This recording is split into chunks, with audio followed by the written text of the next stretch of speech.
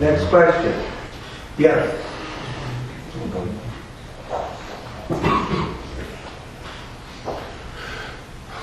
Hi.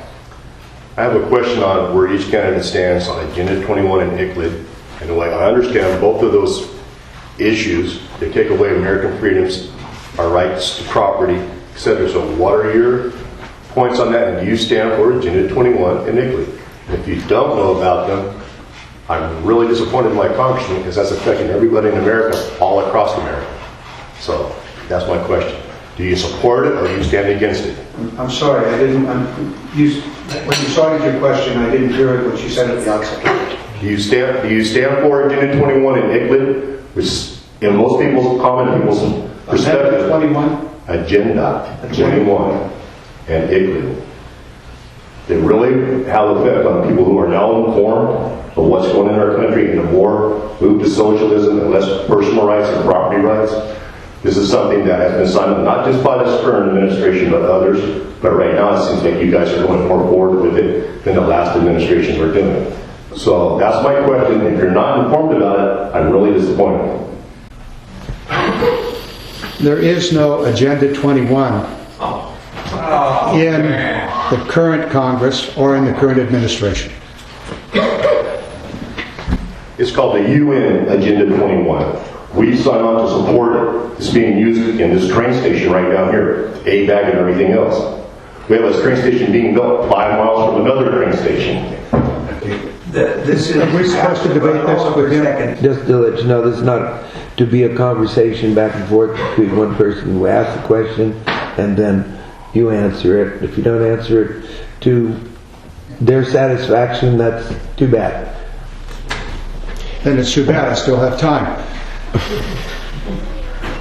If the UN Agenda 21 is not the administration's agenda, nor is it the Congress's agenda. That's the answer. Hold on a minute. I apologize, Les, to disappoint you, but I don't know what they are. The only thing I do know is that there is no way that I will approve the UN to have any authoritative position or final say on anything on the United States. The UN, half of their committees are headed by the worst offenders in the world of that issue. In women's rights, the countries that are on that committee are the worst offenders in the world. No, America has done more in 300 years than all the nations and all the civilizations in history combined. There is no way that we should put anybody else in charge. They don't know how to run this country. And we're busy fighting with each other trying to do it half the time, but they definitely don't know how. And if they get any position where they can make a final statement or a final answer or have any control over us, it's not going to be for our benefit. So I apologize again, but that's the bottom line. The UN does not get a final say on anything. I'll talk on that a little bit. You know, this Agenda 21 thing has really come up lately because of a lot of the things that environmentalists or certain CARB and different agencies are trying to push on us. It's very simple to figure out how to solve these problems. I mean, we've had city planning in this country way back to Thomas Jefferson. I fly airplanes for a living. I'm flying over these squares over the country all the time. Thank Thomas Jefferson for all those squares, trying to make the growing of our country make sense.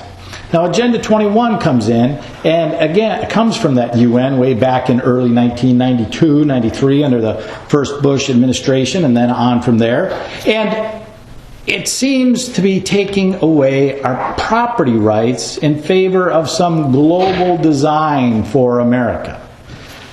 That's why it's important who you elect at every level, from your school boards through president.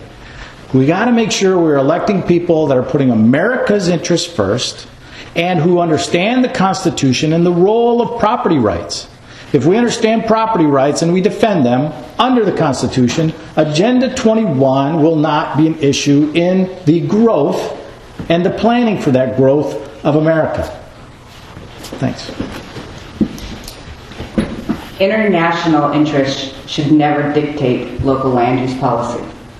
It should never dictate private property rights. The community of Dixit is very familiar with land use issues over the past 6-7 years. You've had quite a number of interesting projects come your way. No foreign interest should be able to weigh in on your city council or your board of supervisors' ability to make findings, to approve or deny those projects. No international interest should force upon local jurisdictions a project that is neither economically viable or needed for your community. We need to put our local communities first and do what's best for our citizens and not have the interest of internationalism trump that.